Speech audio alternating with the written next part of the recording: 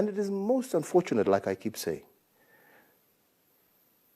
that people have forgotten why we were looking at this, and for short-term political gain, have decided to deny Kenyans of what is legitimately in their interest. Because let me ask, one of the things that we used to talk about and we used to say, when you have a situation, if you go into our informal settlements and you go into a lot of these other areas, why do you have such tension? Why do you have such poverty? Then you get and you find out, because it is both about representation, but it is also about resources. Because when we introduced CDF, we also touched to the constituency. So when you have an honorable member of parliament receiving 100 million shillings and another one receiving 100 million shillings, one is distributing 100 million shillings to 50,000 people. Another is distributing 100 million shillings to 1 million people. Is that equity?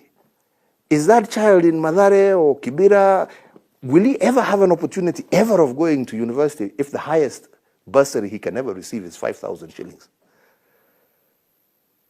And we said, if we don't deal with some of these issues, people will consistently feel pent up. And that is why we said, let us actually focus ourselves on this. Let us do it. It was not about who was going to be president, who was not going to be president, uhuru. How many times have I told you people, I am very grateful to the Almighty God and the people of Kenya for the opportunity they've given me. I am more than happy to serve out my term and finish my program. But I also believe that this is part of my agenda, to be able to bring people together and to be able to ensure that we have a peaceful, stable, united country. And that is why I was very keen on this.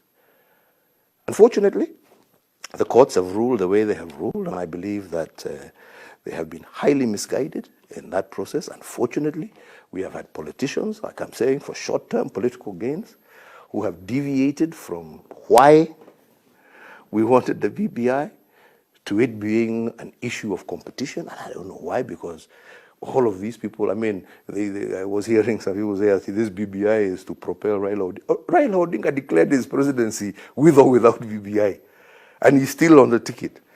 BBI has nothing to do with his candidacy. BBI has nothing to do with Uhuru wanting to continue, because there is no clause in BBI that says that the incumbent president is going to continue for another 10 years. There is no clause.